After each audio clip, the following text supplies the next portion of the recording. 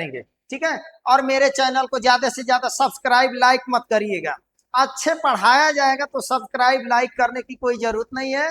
मैं पढ़ाऊंगा, आप लोग को अच्छा लगेगा, ऑटोमेटिक आपका मन दिल करने लगेगा। सब्सक्राइब लाइक आगे खुद ही आप शेयर कर लेंगे, ठीक है सर। तो आगे देखते हैं कि ये हमारा उत्तर प्रदेश का उत्तरी, पूर्वी, पश्चिमी और दक्षिणी इस जिलों का क्रम। अब देखते हैं कितने स्टेट छूते हैं, कितने राज्य, कितने राज्य उत्तर प्रदेश को, उत्तर प्रदेश को छूते हैं, छूते हैं, छूते हैं।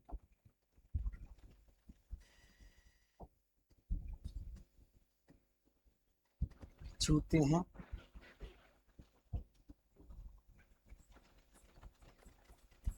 या सीमा साझा करते हैं, या सीमा साझा, सीमा साझा करते हैं, या सीमा स्पर्श करता है।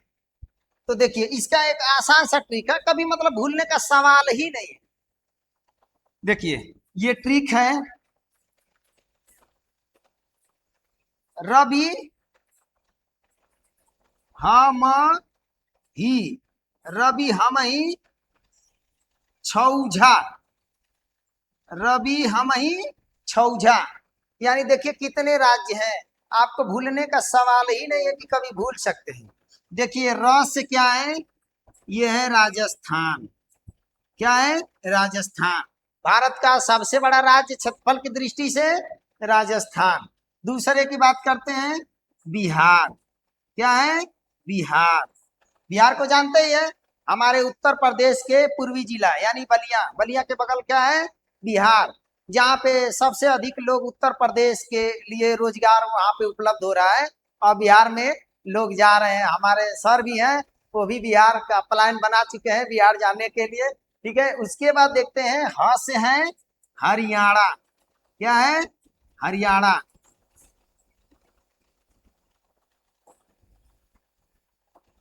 हरियाणा, हरियाणा। जहाँ पे, जहाँ से मोदी जी शुरू किए थे बेटी बचाओ बेटी पढ़ाओ, यहीं से हरियाणा के पानीपत से शुरू किया गया था, ठीक है। उसके बाद म से हो गया एमपी यानी मध्य प्रदेश। उसके बाद ही से हो गया हिमाचल प्रदेश, हिमाचल प्रदेश। और छ से हो गया छत्तीसगढ़, छत्तीसगढ़, छत्तीसगढ़, ठीक है। उसके बाद उ से हो गया उड़ीसा। दिमाग में आएगा तो उड़ीसा के पास नहीं जाना है, क्योंकि उड़ीसा सबसे नीचे है उत्तर प्रदेश को सीमा स्पर्श करने वाला। ये अपना देखिए उत्तराखंड है। क्या है? उत्तराखंड, ठीक है, उत्तराखंड। उसके बाद है झा से झारखंड, झारखंड। कितने राज्य हो गए? देख लीजिए, काउंट कर लीजिए, 1 2 3 4 5 6 7 8 और एक केंद्र शासित प्रदेश दिल्ली है, ठीक है। अगर पूछेगा कि उत्तर प्रदेश को कितने राज्य छूते हैं, सीमा स्पर्श करते हैं, साझा करते हैं, तो बताइएगा 8 राज्य हैं। अगर उसमें केंद्र शासित सहित अगर पूछ दिया तो उनकी संख्या कितनी हो गई? 9 हो गई, ठीक है। दिल्ली यानी एक केंद्र शासित प्रदेश है। अगर कहेगा कि उत्तर प्रदेश किस देश के साथ सीमा साझा करता है, उत्तर प्रदेश पूछेगा कि किस देश के साथ सीमा साझा करता है, तो उसको बता सकते हैं वो है हमारा नेपाल। कौन सा है? नेपाल। इकलौता वो देश है जो उत्तर प्रदेश के साथ सीमा साझा करता है, ठीक है। अब देखते हैं नेपाल, यानी नेपाल। नेपाल के साथ तो जानते हैं कि नेपाल के साथ भारत के कितने राज्य स्पर्श करते हैं? राज्य। नेपाल के साथ भारतीय राज्य कितने सीमा साझा करते हैं? तो देखिए इसका बताया गया था पिछली क्लास में कि इसका है ट्रिक सुब्बू। क्या नाम है? सुब्बू। ये है, देखिए सिक्किम को बताया गया था। ये है अपना उत्तराखंड ले लीजिए या तो उत्तर प्रदेश ले लीजिए। उसके बाद है बिहार, उसके बाद बंगाल यानी पश्चिम बंगाल, उसके बाद उत्तराखंड, यानी एक उत्तर प्रदेश हो गया और एक उत्तराखंड हो गया। अब देखते हैं उत्तर प्रदेश पुलिस के एग्जाम में पेपर में पूछा हुआ था कि उत्तर से पूर्व से, उत्तर पूर्व से दक्षिण पश्चिम, अरे उत्तर पूर्व से पश्चिम की तरह ये जिलों को सजाइए। यानी क्वेश्चन ये पूछा था कि उत्तर प्रदेश के कितने जिले हैं जो नेपाल के साथ सीमा साझा करते हैं। नेपाल के साथ सीमा साझा करने वाले जिले यूपी के कितने हैं? तो देखिए ये ट्रिक बताया गया था आपको, ट्रिक के माध्यम से हम आपको बताए थे कि ये हैं PL BC BC M। अब इसी क्रम को आप चाहेंगे तो उत्तर प्रदेश का जो उत्तरी छोर है वहां से आप सजा सकते हैं। देखिए यह है PL BC BC M। अब यहाँ पे आपको बता देते हैं ये क्रम से है, मतलब कभी भूलने का सवाल ही नहीं है कि कभी आप लोग भूल सकते हैं। ठीक है, देखिए ये आपका जिला है पीलीभीत, पीलीभीत, पीलीभीत। और ये है आपका लखीमपुर खीरी, लखीमपुर खीरी, लखीमपुर खीरी। और ये है बहराइच, बहराइच, बहराइच। और ये है सी से श्रावस्ती, श्रावस्ती, श्रावस्ती। जानते हैं गौतम बुद्ध ने सर्वाधिक उपदेश कहाँ दिए थे? श्रावस्ती। उसके बाद है बी से ये बन गया बलरामपुर, बलरामपुर। ठीक है, ये सी से हो गया क्या? सिद्धार्थ नगर, सिद्धार्थ नगर, सिद्धार्थ नगर। और एम से हो गया महाराजगंज, महाराजगंज। तो कितने जिले हो गए? तो काउंट कर लीजिए 1 2 3 4 5 6 7, यानी 7 जिले हैं जो नेपाल के साथ सीमा साझा करते हैं। क्लियर हुआ यहाँ तक? ये अक्सर करके उत्तर प्रदेश पुलिस हो या SSC हो, SSC GD हो, कोई भी एग्जाम हो, उस एग्जाम में ये पूछता है क्रम से सजाने के लिए। ठीक है, तो आप ऐसे सजा सकते हैं, यानी उत्तर से आप पूर्व की तरफ बढ़ते जाएंगे। पीलीभीत, लखीमपुर खीरी, बहराइच, श्रावस्ती, बलरामपुर, सिद्धार्थनगर, महाराजगंज। ठीक है, फिर आगे बढ़ते हैं, आगे बढ़ते हैं, आप लोग को बताते हैं बाबू। ध्यान देते हैं, उत्तर प्रदेश की बात अगर हम करते हैं तो एक बार ध्यान देते हैं। ठीक है, अब देखिएगा उत्तर प्रदेश का नाम, उत्तर प्रदेश कहां से शुरुआत होती है। उत्तर प्रदेश के बारे में अगर हम पढ़ते हैं तो कहीं ना कहीं दिमाग में आता है कि उत्तर प्रदेश का नाम उत्तर प्रदेश क्यों पड़ा, उत्तर प्रदेश का नाम उत्तर प्रदेश क्यों पड़ा। तो आगे हम देखते हैं इसका प्रारंभ में नाम, यानी 1836 में, 1836 में उत्तर प्रदेश का नाम क्या था? तो उस समय इसका नाम था उत्तर पश्चिम, उत्तर पश्चिम प्रांत, उत्तर पश्चिम प्रांत। अब बताइए उत्तर पश्चिम प्रांत क्यों पड़ा? क्योंकि हमारा जो भारत है, भारत यानी भारत के नक्शे में अगर हम ध्यान देते हैं तो यानी भारत के उत्तर और पश्चिम, उत्तर पश्चिम, यानी देखिए भारत के नक्शे में आपको दिखा देते हैं, दिखा देते हैं, थोड़ा सा ध्यान लगा देंगे क्लियर हो जाएगा, कभी जिंदगी में भूलेंगे नहीं।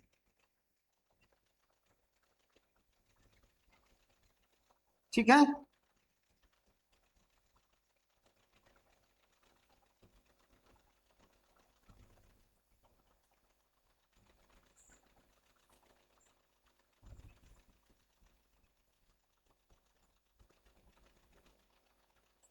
ये है अपना भारत। ठीक है, और भारत। यहाँ पे देखेंगे तो ये अपना उत्तर प्रदेश है। ठीक है, क्या है? उत्तर प्रदेश। अब इसमें देखेंगे कि भारत किधर है, तो उत्तर है और पश्चिम है, उत्तर और पश्चिम, तो इसलिए इसको कहते हैं उत्तर पश्चिम प्रांत। ठीक है, अब वहीं आगे बढ़ते हैं।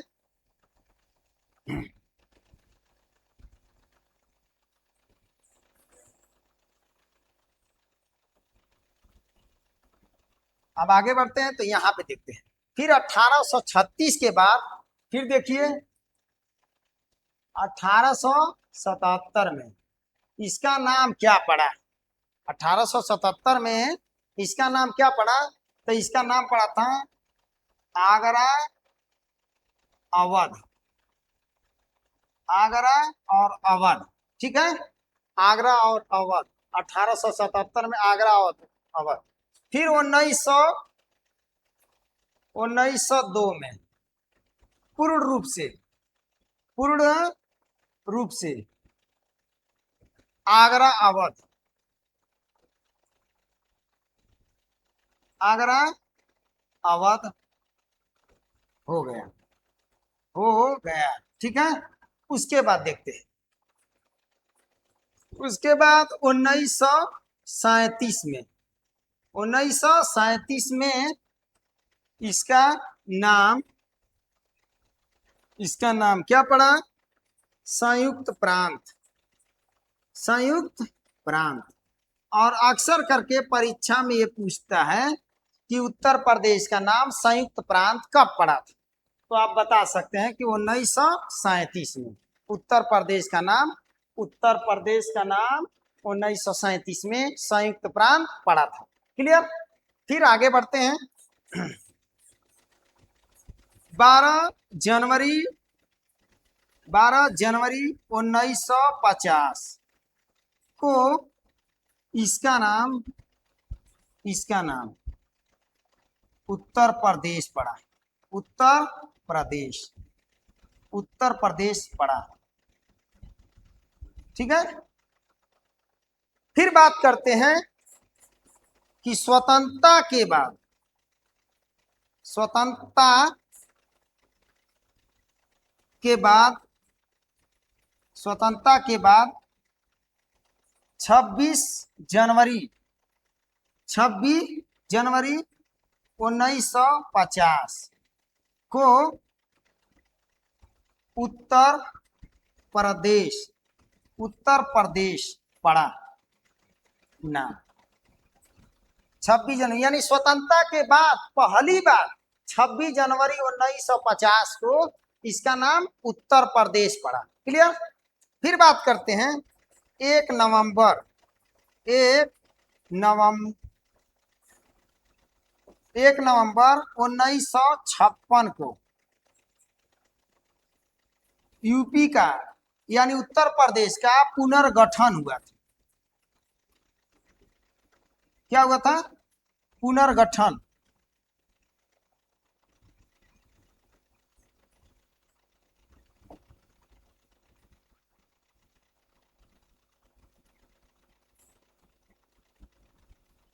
ठीक है, पुनर्गठन 1 नवंबर 1956 को उत्तर प्रदेश का पुनर्गठन हुआ था। क्लियर हुआ? यहां तक समझ में आ गया ना? फिर आगे का देखते हैं कि फिर उत्तर प्रदेश का नाम पूर्ण रूप से उत्तर प्रदेश कब पड़ा था। ठीक है, उत्तर प्रदेश का नाम उत्तर प्रदेश पूर्ण रूप से कब पड़ा? ठीक है, तो देखिए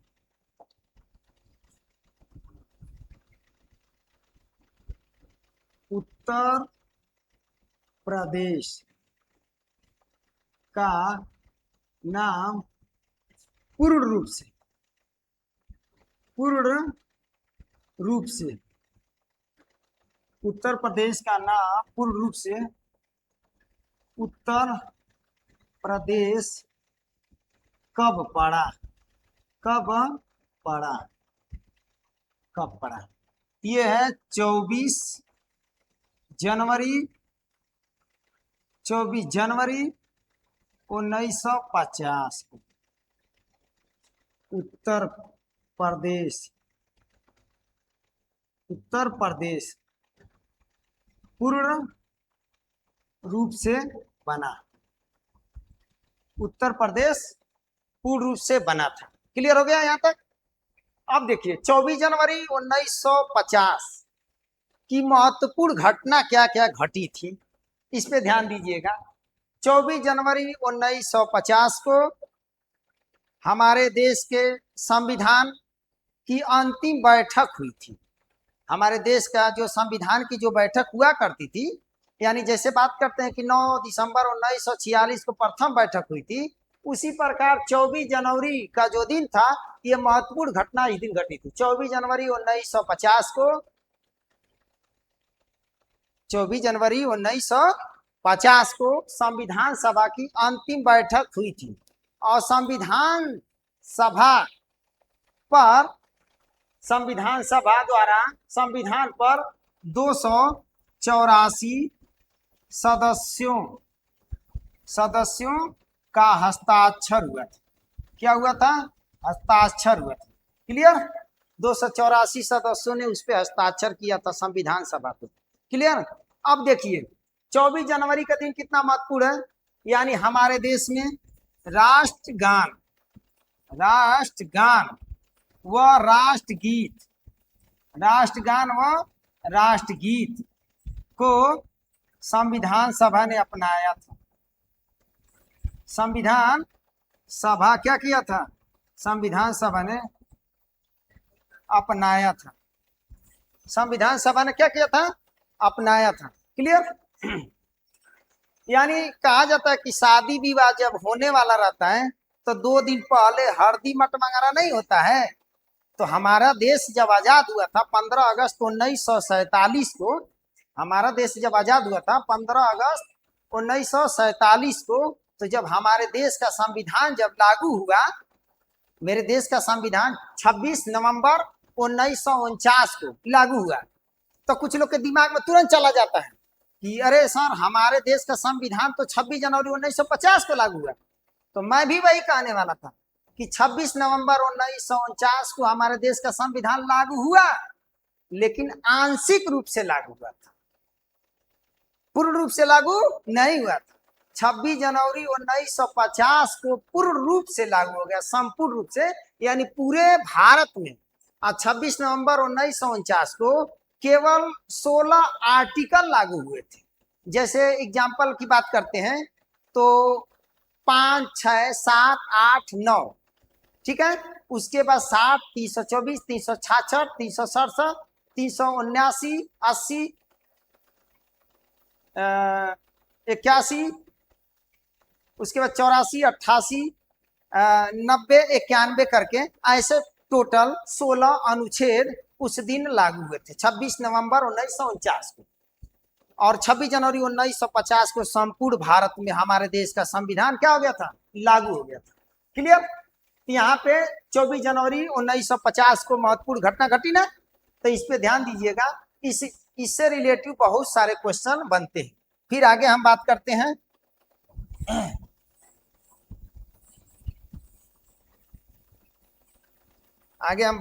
हैं कि हमारे उत्तर प्रदेश का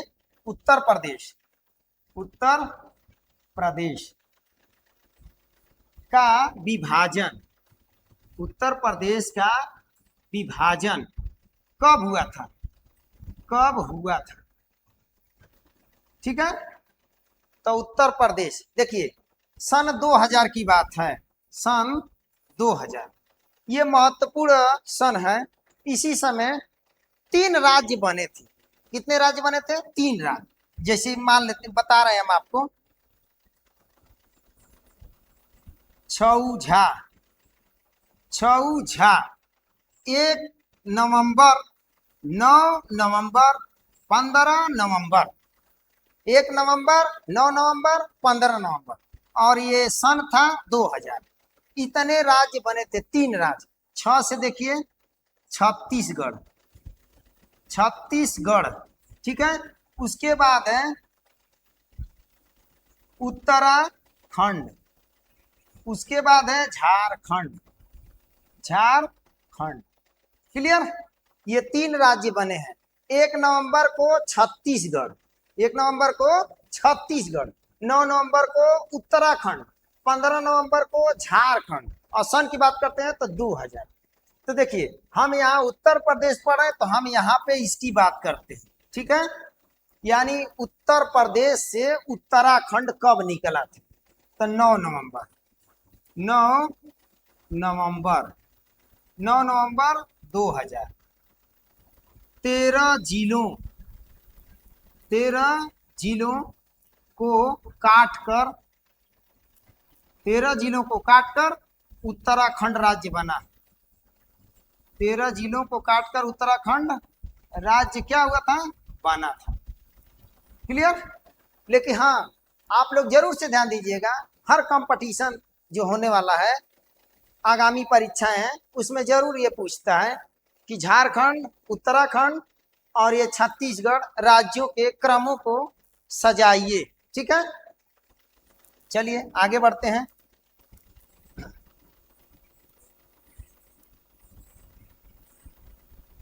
चलिए ध्यान देते हैं।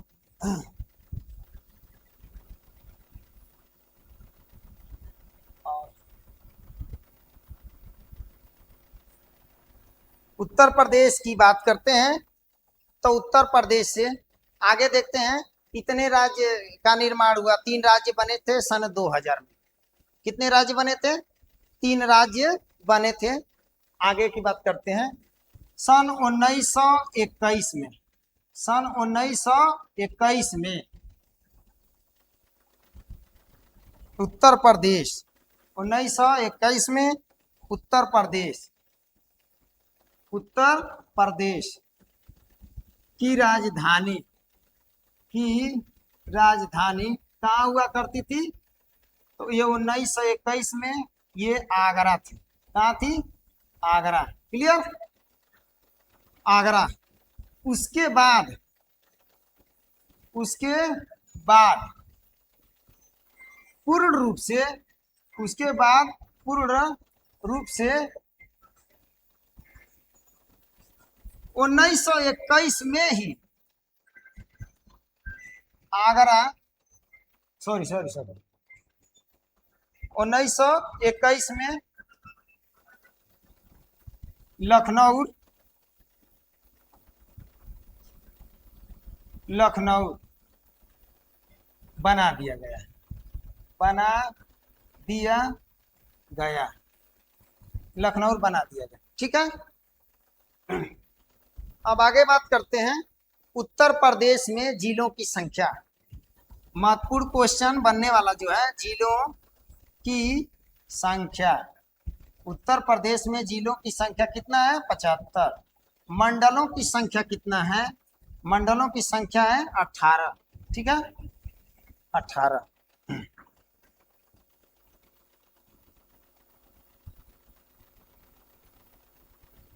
मंडलों की संख्या कितना है, 18।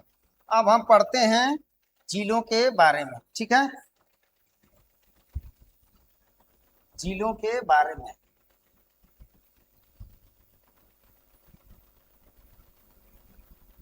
जिलों के बारे में, ठीक है।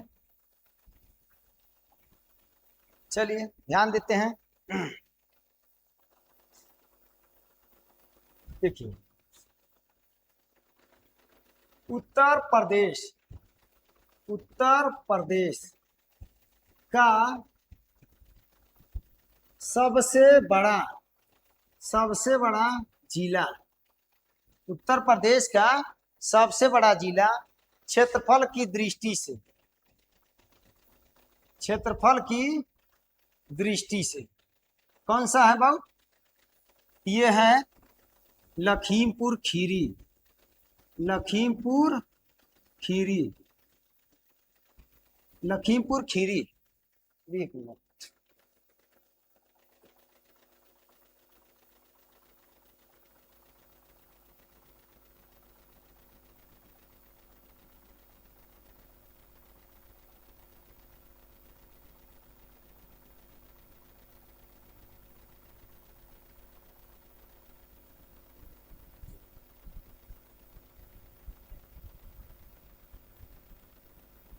हेलो। हाँ, कोपागंज है, अभी आ रहा है 5 मिनट में। पा- अभी आ रहा है 5 मिनट, 5 मिनट, 10 मिनट, 5 मिनट। तो ध्यान दीजिएगा बाबू, क्षेत्रफल की दृष्टि से लखीमपुर खीरी उत्तर प्रदेश का सबसे बड़ा जिला है। ठीक है, किस मामले में? क्षेत्रफल में। जनसंख्या के मामले में अगर बात करते हैं, जनसंख्या की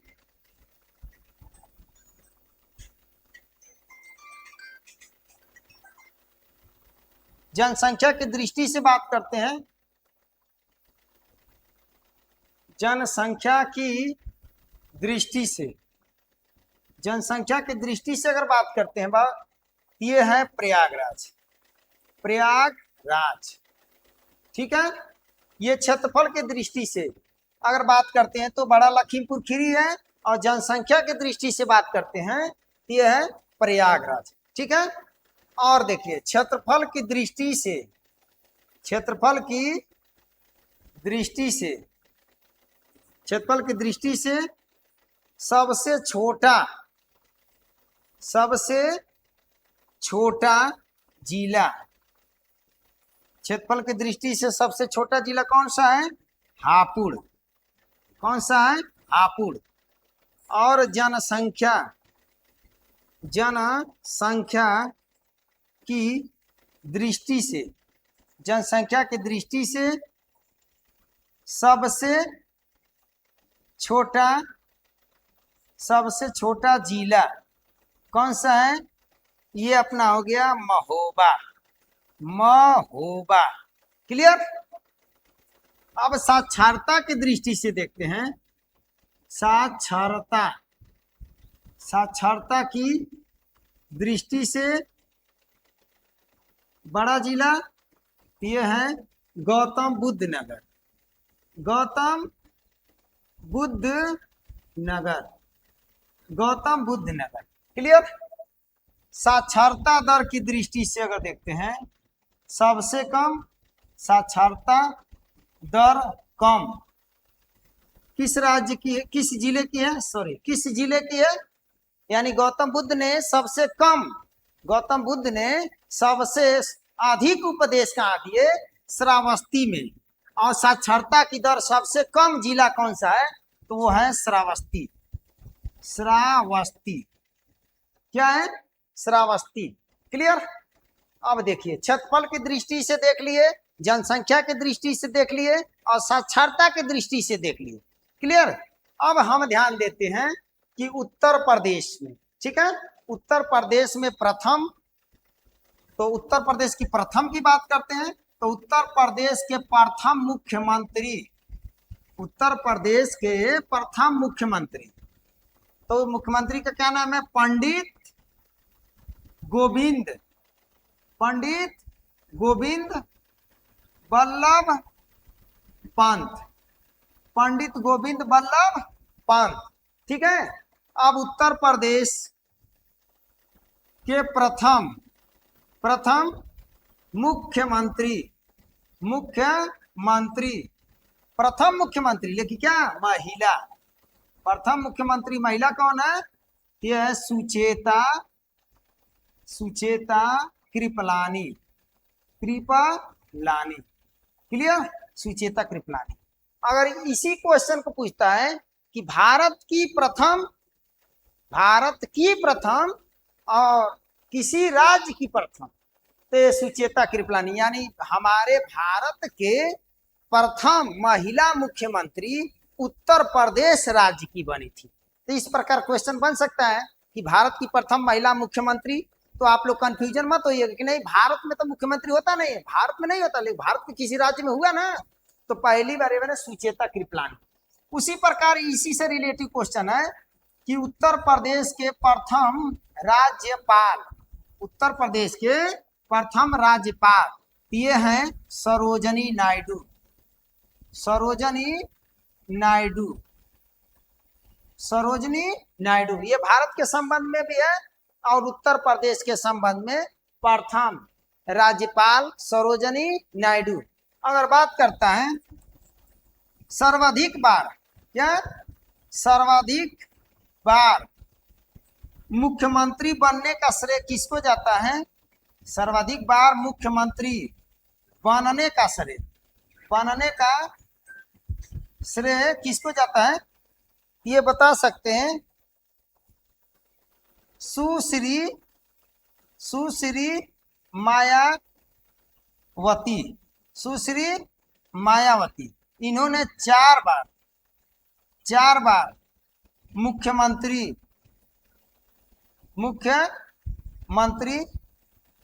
के पद को सुशोभित किया। मुख्यमंत्री के पद को सुशोभित किया।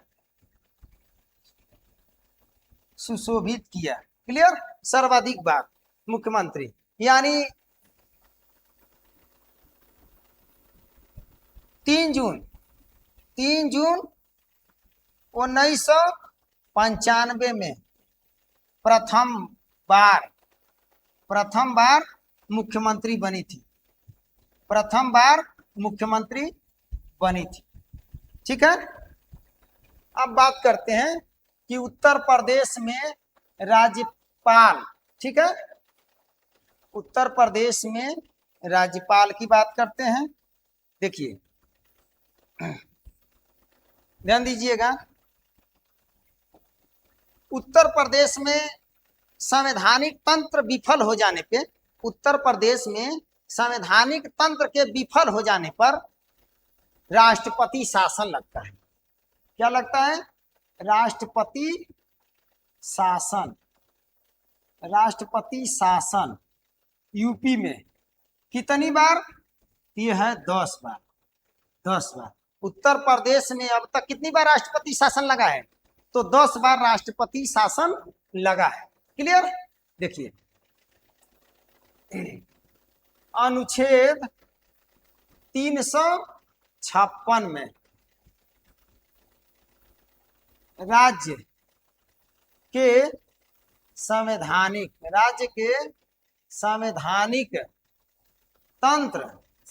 तंत्र के विफल हो जाने पर